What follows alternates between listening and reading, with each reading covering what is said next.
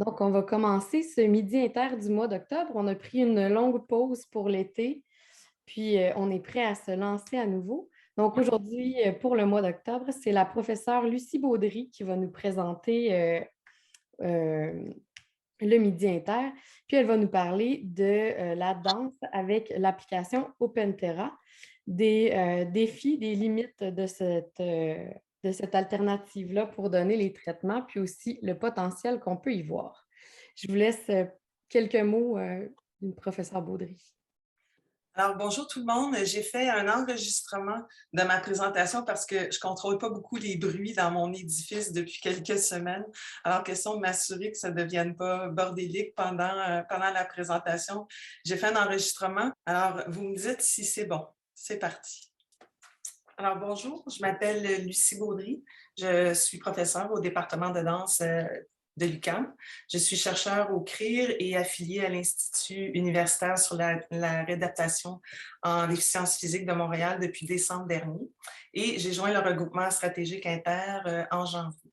Mes activités de recherche portent sur les pratiques adaptées et inclusives en danse qui se destinent à des clientèles particulières, dont la clientèle AVC. Donc, je vais vous présenter aujourd'hui les résultats préliminaires d'une recherche de télédanse qui a été menée en réadaptation fonctionnelle intensive, donc en RFI, de l'AVC, à l'aide de la plateforme logicielle OpenTerra+, dont le développement est lié là, aux activités du regroupement stratégique inter. La collecte de données s'est terminée il y a tout juste une semaine, alors il s'agit vraiment de résultats préliminaires. Cette recherche a été financée par le programme Nouvelles initiatives de recherche et de recherche-création de la Faculté des arts de l'UQAM. Et j'ai pu compter sur la collaboration de M. Michel Tousignan, chercheur principal de l'estrade et professeur titulaire à l'Université de Sherbrooke, qui a gracieusement prêté certains équipements là, pour rendre la recherche possible. Donc, pour situer la recherche, je venais en fait de terminer ma thèse de doctorat et au moment de présenter mes résultats à l'équipe de l'hôpital Villa-Médica qui avait accueilli mon projet de recherche, on était alors en contexte pandémique. On m'a alors demandé s'il serait possible d'adapter l'intervention que j'avais développée dans le cadre de ma thèse pour en offrir une version dansée pour les patients. Les patients étaient pas mal isolés, la motivation était pas très bonne, le moral était plutôt bas. Bref, l'équipe croyait que les patients pourraient profiter d'une telle intervention. Donc, on a d'abord pensé le faire en réunissant un petit groupe de patients dans un local avec une intervenante à distance, puisqu'il n'était pas possible là, de se rendre sur place. Mais l'évolution de la pandémie nous a vite obligés à penser autrement. Et on a donc décidé d'essayer d'amener la danse à la chambre des patients. Et c'est comme ça qu'est né le projet. Donc, pour cette étude pilote, nous avons donc opté pour le développement d'une intervention en mode synchrone en petits groupes de patients en RFI de l'AVC. Donc, l'idée était d'amener la danse à leur chambre via la plateforme logicielle OpenTerra développée pour la téléréadaptation. Cette plateforme permet de réunir jusqu'à 4 usagers en plus de la personne intervenante, donc pour un maximum de 5 personnes. Dans le contexte qui nous occupe, un tel projet appelait 2 types de participants. Des participants en RFI de l'AVC et des aides de service pour assurer là, un minimum d'assistance sur place. Donc, pour le recrutement des patients, on a vraiment opté pour des critères très, très inclusifs. Essentiellement, seuls les patients qui ne pouvaient pas participer à l'intervention de manière sécuritaire après une première séance assistée étaient exclus, ainsi que ceux avec symptômes connus de démence et d'Alzheimer avant l'AVC. Il leur fallait aussi avoir les capacités là, cognitives suffisantes pour donner un consentement éclairé et aussi pour comprendre les consignes. Leur participation consistait à prendre part à des séances bi-hebdomadaires de télédanse d'une durée de 50 à 60 minutes chacune pendant 4 semaines. Les séances se faisaient en position assise pour des raisons évidentes là, de sécurité. Pour les aides de service à l'emploi de Villa-Médica, la participation consistait en fait à prendre en charge le déploiement du dispositif d'intervention sur le terrain. Pour amener la danse donc au chevet des patients, la plateforme logicielle nécessitait un équipement portatif installé à la chambre. Donc, chaque kit comprenait un ordinateur et un écran tactile de 22 pouces, 2 caméras, dont l'une était dirigeable à distance pour permettre de recadrer l'usager au besoin, un microphone intégré pour pouvoir entendre les patients, de même que des haut-parleurs situés là, de chaque côté de l'écran, le tout sur trépied ajustable. Le kit était idéalement placé à environ 6 pieds de la personne, de manière à pouvoir capter l'image, capter la personne de la tête aux pieds autant que possible. Les séances étaient aussi enregistrées via OpenTerra. Donc, pour clarifier ici le fonctionnement, une fois le kit démarré à la chambre, un bouton vert indiquant « Allumer » apparaissait à l'écran, bouton sur lequel il suffisait de cliquer du doigt pour ouvrir OpenTerra sur l'ordinateur et permettre le pairage entre l'intervenante en danse qui était à distance et le patient qui était dans sa chambre, de manière là, à pouvoir venir constituer le groupe. L'étude pilote a été menée en 2 phases. Donc, pour la première, 2 aides de service ont participé et 3 patientes. On s'en est tenu à 3 patientes plutôt que les 4 prévues pour les raisons suivantes. Donc, dès la première séance, on a rencontré 3 défis importants sur le terrain. D'abord, avec la connexion à la plateforme OpenTerra. Les tests qu'on avait faits en amont à 3 personnes avaient bien fonctionné. Mais lorsque les kits ont été installés sur le terrain, un problème de connexion à la plateforme est devenu évident.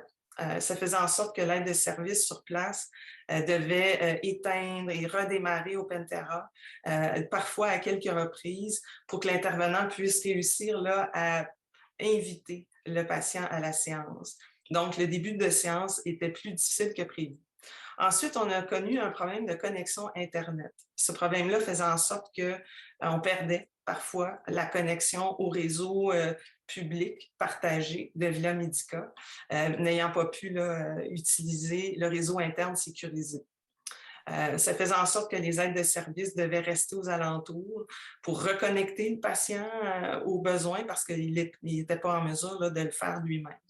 Donc, avec nos 2 types de problèmes de connexion ici, les aides de service devaient être pas mal plus disponibles que prévu, ce qui n'était pas viable à long terme. Donc, c'est ici qu'on a décidé, en fait, de compléter une première phase test avec la collaboration confirmée de Villa Medica avec les aides de service pour nous donner la chance de revenir avec une seconde phase un peu plus tard à travers laquelle un paquet de problèmes aurait été réglés avant le déploiement de la phase 2. C'est aussi ici qu'on a décidé de s'en tenir à 3 patients au lieu de 4. Le 4e n'avait pas encore été approché. Ensuite, on a eu des problèmes de son. D'abord, on avait un problème de décalage au niveau de la voix, ce qu'on appelle l'effet de lag. Et le problème de connexion Internet avait un impact sur la qualité du son, ça c'était indéniable. Aussi, OpenTerra n'avait pas été pensé pour partager de la musique.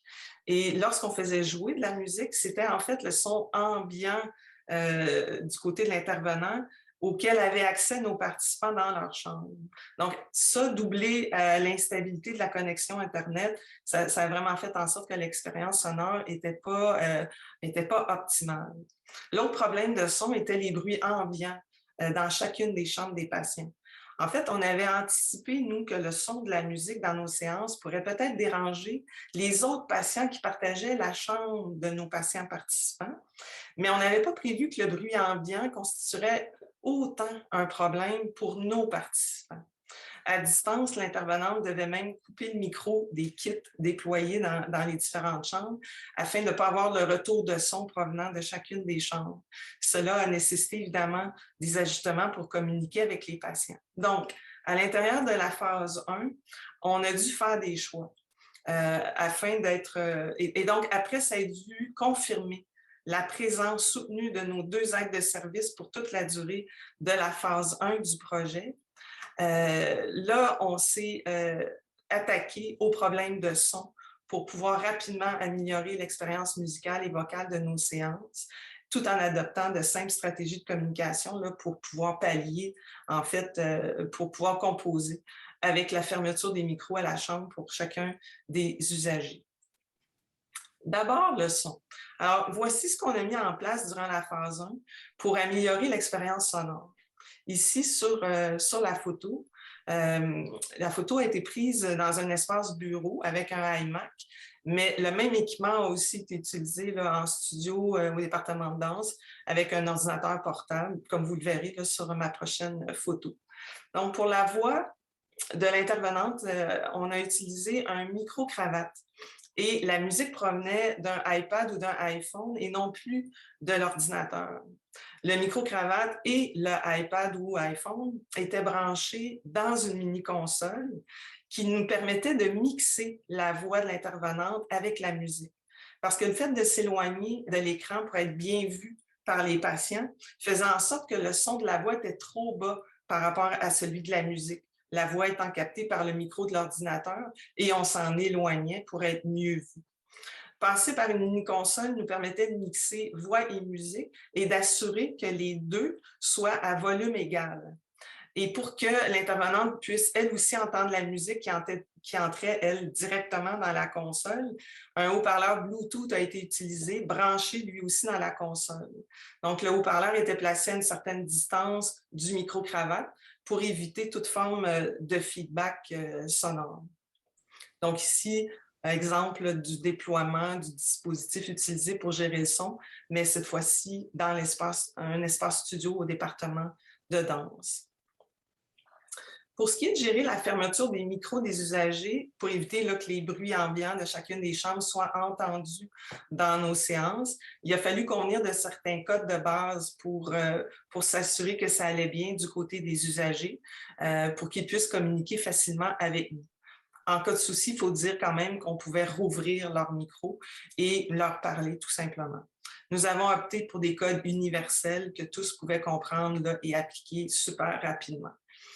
Aussi, je voudrais mentionner qu'à défaut de pouvoir régler les problèmes de connexion Internet au cours de cette première phase, on a mis en place des stratégies pour limiter les désagréments du décalage, du lag audio. Donc, par exemple, dans le choix musical, on a plus de musique de type ambiante, un peu moins de trucs très percussifs où le lag pouvait être plus perceptible.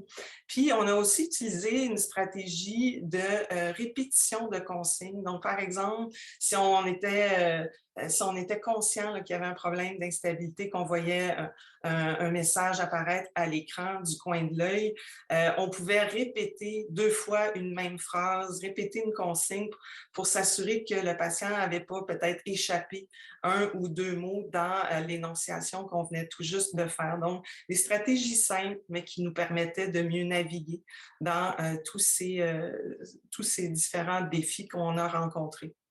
Bref, pendant la première phase, on s'est rapidement mis en mode de solution pour régler différents problèmes qui, même si on les avait anticipés, se sont avérés plus importants là, que ce qu'on avait prévu. Fait à mentionner, par exemple, c'est qu'au cours de cette première phase, les 3 patientes ont maintenu leur participation malgré tous les défis qu'on a rencontrés sur le terrain.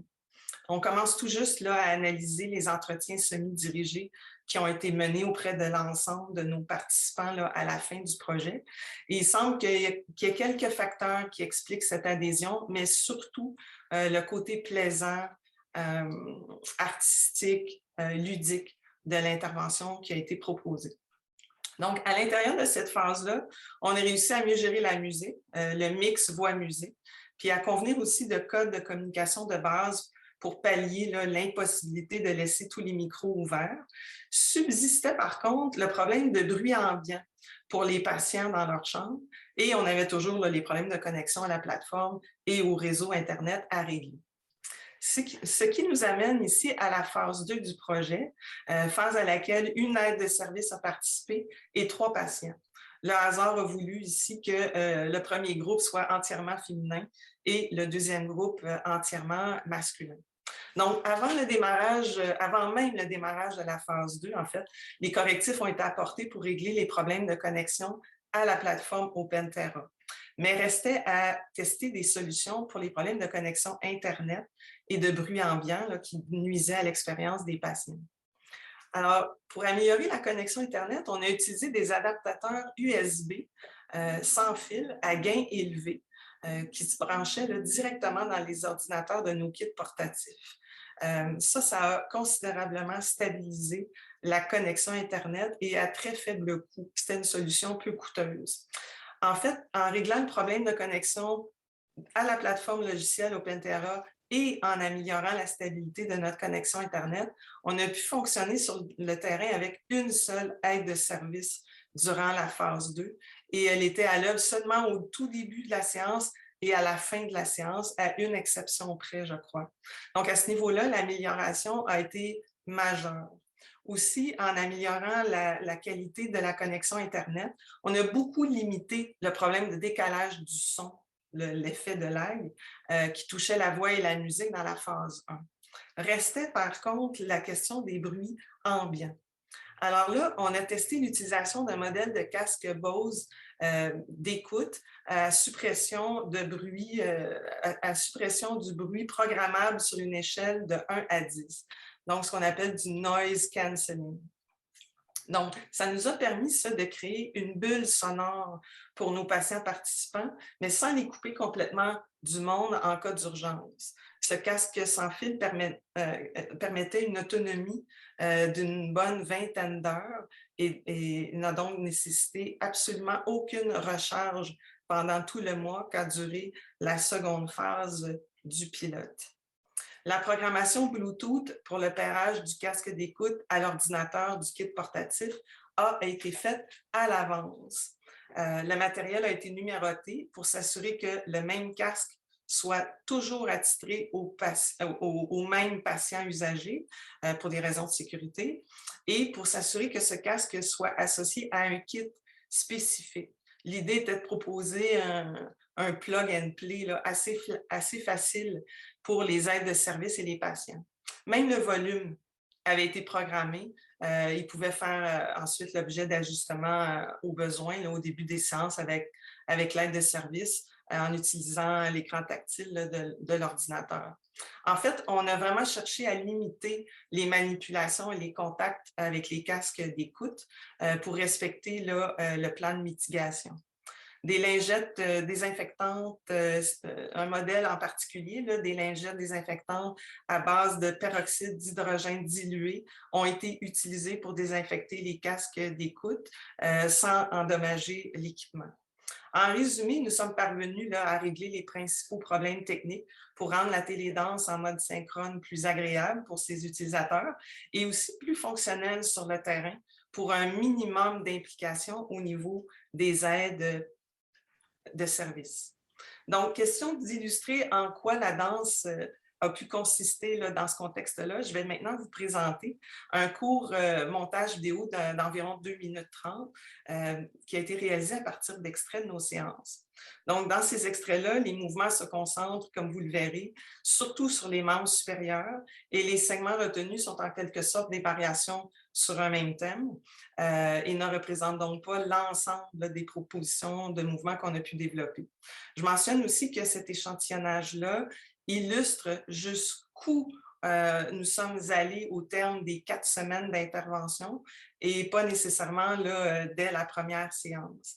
Par moment, les mouvements proposés peuvent avoir beaucoup d'amplitude pour le contexte d'intervention, je le souligne ici, mais bon, l'intention est surtout de donner une couleur, d'illustrer de quelle manière le quoi et le comment de l'intervention proposée a pu se distinguer des thérapies habituelles et illustrer en fait jusqu'où on a pu aller avec la danse dans un espace relativement restreint.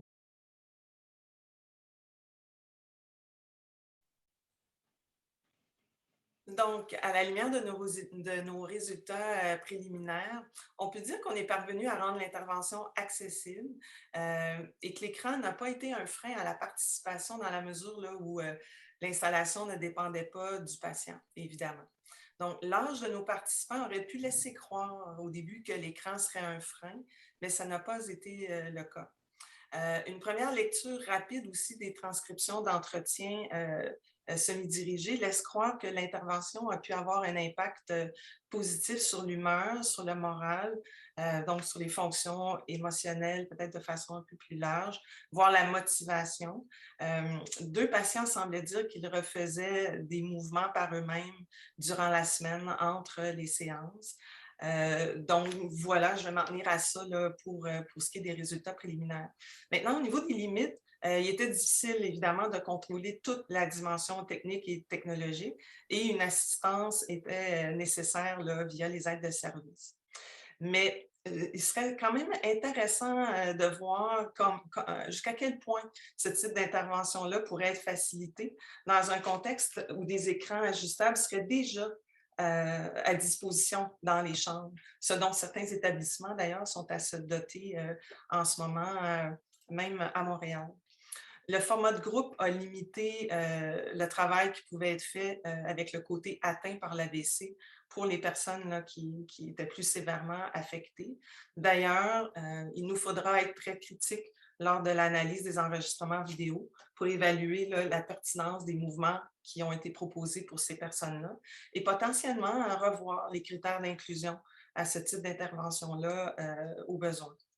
Finalement, nous avons développé plus de propositions de mouvement pour les membres supérieurs que pour les membres inférieurs, que ce soit en termes d'automassage, de mouvements auto-assistés, d'improvisation guidée. Donc, la position sur chaise fixe là, devant un écran limitait quand même beaucoup les mouvements pour les membres inférieurs, surtout pour les personnes qui étaient assises en fauteuil roulant. Alors, quelle suite pour ce projet? Dans la foulée des propositions de mouvement développées pour les membres supérieurs, je travaille actuellement sur un projet visant à développer une version dansée du programme GRASP, un programme visant là, la réadaptation du membre supérieur. La chercheure d'origine de ce programme a d'ailleurs confirmé son intérêt là, à prendre part au projet. Il est envisagé en deux volets, un virtuel via vidéo et un autre en réalité virtuelle, projet pour lequel différentes collaborations sont à envisager et même pressenties. Et dans l'intervalle, un nouveau projet de télédanse débute la semaine prochaine, cette fois en mode asynchrone via tablette numérique. Ce projet reposera sur le développement de nouvelles fonctionnalités de la plateforme OpenTerra grâce à un soutien financier d'Inter. Donc, éventuellement, en matière, en tout cas, de télédanse, il pourrait vraiment être intéressant d'en arriver à collaborer avec d'autres chercheurs pour, par exemple, automatiser la reconnaissance et la caractérisation de mouvements pour ce type d'intervention. Je terminerai en soulignant l'importance que prend actuellement le développement de la télédanse à l'échelle internationale, sujet ayant d'ailleurs été abordé pas plus tard que ce week-end lors de la conférence annuelle de l'International Association for Dance Medicine and Science. Alors, bien que la danse à distance ne puisse pas remplacer la danse en présentiel, elle n'en demeure pas moins une avenue à investiguer pour rejoindre certains types de clientèle et pour répondre à certains besoins. Et surtout, elle demeure à raffiner pour repousser les limites qui viennent avec la distance et pour mieux profiter des forces du format à distance, pour que la danse à distance, en fait, ne soit pas un compromis, mais une façon de faire offrant un autre éventail de possibilités. Alors, je souhaite maintenant remercier les collaborateurs à ce projet de recherche. J'ai un merci tout spécial à formuler pour l'équipe de l'hôpital de réadaptation Villa Medica, sans qui le projet n'aurait pas pu se développer ni être mis en place. Alors, merci à Perrine, à Francis, à Insia et à Marie-Josée. Ensuite, je remercie Simon et Dominique qui m'avaient aidé avec l'utilisation de la plateforme OpenTerra, ainsi qu'Antoine qui m'a aidé là, à trouver des solutions avec les casques d'écoute. Merci également à Eliane qui m'a vraiment beaucoup aidé aussi avec les questions sonores, donc entre autres avec l'utilisation de la mini-console qu'on a utilisée là, dans la phase 2 de la recherche. Merci également à mon auxiliaire de recherche, Corinne, que vous avez vu d'ailleurs dans le montage vidéo qui vous a été présenté aujourd'hui. Alors, merci à tous pour votre attention. N'hésitez pas à communiquer avec moi pour de plus amples informations. Ça me fera plaisir de répondre à vos questions. On va donc ouvrir une période d'échange et de discussion ensemble. Vous pouvez carrément prendre la parole, lever la main, puis je vous laisserai poser vos questions. En fait, je peux déjà y aller avec la question qui est dans le chat. C'est une question de Marika Demers qui commence d'abord par vous féliciter pour l'excellente présentation. Puis, elle est curieuse de vous entendre sur la façon dont les mouvements et les consignes ont été modifiés pour mieux supporter les besoins de chacun des usagers. D'accord. Bien, de un, on avait un petit groupe, donc on avait 3 personnes. Dans le cas de personnes qui ne pouvaient pas librement utiliser les 2 bras, par exemple, on proposait souvent aussi l'option de faire de manière auto-assistée un mouvement simple plutôt que de mobiliser le bras dans l'espace. Donc, il y avait des options de proposer. Je dirais qu'encore plus au début, parce qu'il y a quand même eu des gains chez certains de ces patients-là à l'intérieur du 4 semaines. Donc, on avait de plus en plus de latitude là, au fur et à mesure qu'on avançait. Mais au début, je dirais que les mouvements ont été plus petits, peut-être que ce que vous avez vu là, dans le montage vidéo, le temps de se familiariser aussi avec le format et de s'assurer que tout le monde soit en sécurité aussi dans les propositions. Alors, c'est sûr qu'on a joué là, avec les propositions. Ça demeure un travail de groupe et non un travail individuel. Donc, il y a une limite là, qui est certaine, mais il y a eu beaucoup de propositions de fait là, pour qu'ils puissent s'approprier le mouvement aussi en fonction de leur état. Est-ce que ça répond à ta question, Marika? Oui, merci. Merci. Il y a une main levée de Martin Lemay, donc vous pouvez aller prendre la parole. Bonjour Lucie, je voulais surtout te féliciter pour ta présentation. C'était vraiment très bien, très, très beau projet. Peut-être une petite question. OpenTerra, ça apporte quoi par rapport à Zoom, par rapport à Teams?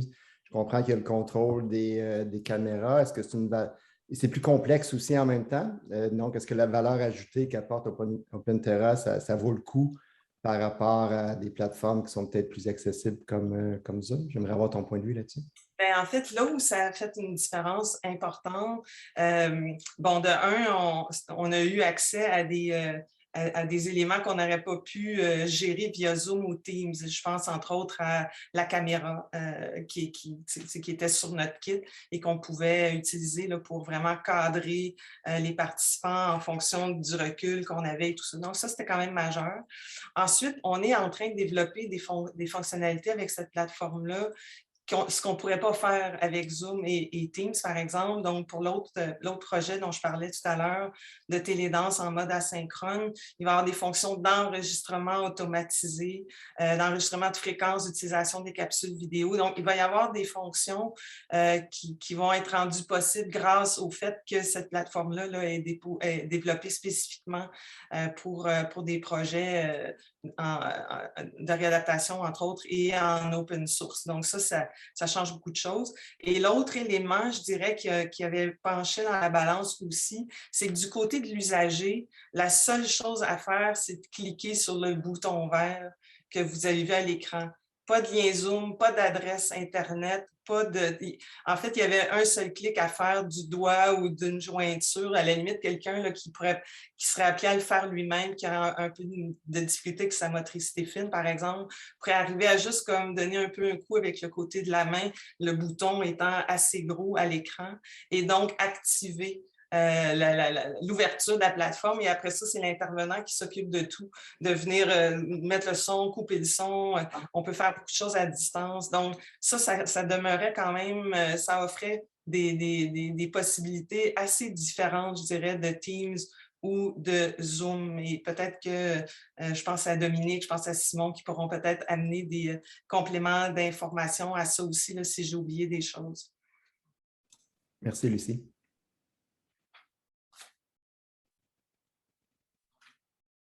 On a encore des questions dans le chat aussi.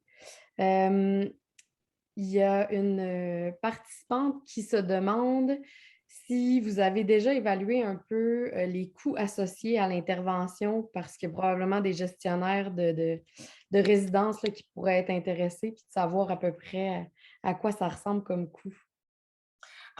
Pour l'instant, j'avoue qu'on n'a pas encore, on ne s'est pas encore vraiment penché sur la question. Je serais embêtée de vous donner précisément tous les coûts inhérents à la chose.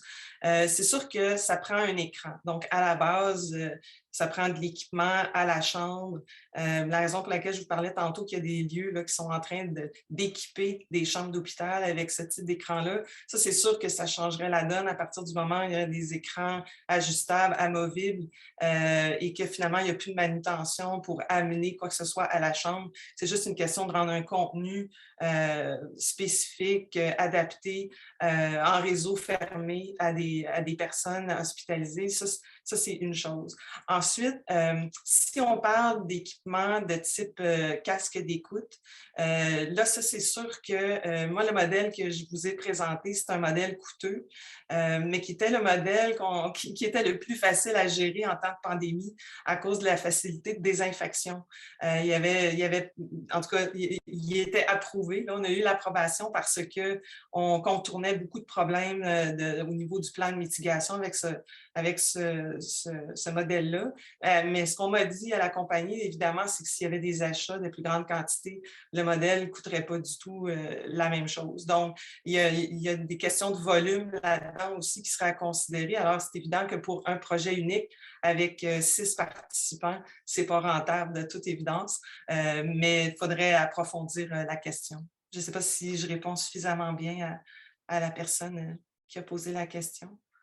Est-ce que je peux ajouter une autre question, une sous-question? Oui, Bonnie. Oui, bonjour. Très belle présentation, merci. Mais justement, c'est ça. Est-ce que tu penses que ça serait envisageable d'offrir ça, je ne sais pas, à des gens dans les régions éloignées? Est-ce que finalement, c'était trop compliqué, ça prend un technicien? C'est quoi le fardeau? C'est quoi le... Est-ce que c'est si tu avais décidé go, no go, est-ce que tu vas poursuivre cette démarche-là de peut-être implanter ça ailleurs? J'aimerais t'entendre là-dessus. En fait, ce serait énormément plus facile pour des gens en région éloignée ou toutes les personnes de retour à domicile. Parce que là, à partir du moment où la personne est de retour à domicile et qu'elle a soit une tablette, soit un ordinateur portable ou un ordinateur ordinaire, l'idée est qu'à ce moment-là, on peut y envoyer juste le lien pour la séance. En un clic, elle est avec nous. Mais là, elle n'a pas besoin de gérer les bruits ambiants, elle n'a pas à gérer tous ces désagréments-là parce qu'elle n'est pas dans l'environnement clinique. Donc, c'est d'ailleurs une des raisons pour lesquelles, dans nos participants, il y en a 2 là, sur les 6 qui ont spontanément demandé à poursuivre une fois de retour à la maison parce qu'ils voyaient d'un bon œil de se garder actif, puis ils voyaient que ce ne serait pas vraiment compliqué à partir du moment où ils se mettaient devant un écran à X distance. Donc, de ce côté-là, définitivement, c'est à investiguer parce que je pense qu'il y a quelque chose d'intéressant de ce côté-là. Et l'idée aussi de pouvoir créer des groupes à travers cette modalité-là, ça, c'est pas inintéressant. On n'a pas créé un sentiment d'appartenance aussi fort, évidemment, en 4 semaines que si on avait mis des gens en présence dans un studio. Il y a une distinction, une nuance à apporter, mais il y a quand même eu un sentiment d'appartenance à l'activité. Donc, c'était un rendez-vous. Les gens étaient pendant 50-60 minutes, n'étaient pas isolés. Et ça ressort un peu là, dans notre première lecture des entretiens. Maintenant, en milieu clinique, pour répondre à l'autre volet de ta question, là, il y a plus d'enjeux, je dirais, de type équipement et connexion Internet. Donc, si on peut avoir accès à un réseau un peu plus fiable que le réseau partagé, déjà, ça nous simplifierait beaucoup la vie. Mais encore faut-il que l'établissement accepte de partager son réseau sécurisé. Donc, ça c'est une chose. Sinon, si on réussit vraiment à limiter la manutention d'équipements comme on l'a fait en phase 2, parce que la phase 1, c'était vraiment, vraiment pas viable. Par contre, en phase 2, là, la personne branchait au début, elle mettait les casques sur les 2 oreilles du patient et quittait la pièce. Donc, ce n'était pas quelque chose de très long. Donc, il y a probablement un équilibre qui pourrait être trouvé via une ronde ou en tout cas, et des patients nous ont demandé de rendre ça disponible la fin de semaine pour pouvoir danser ou faire quelque chose la fin de semaine alors que des thérapies sont suspendues, par exemple, la fin de semaine. Merci.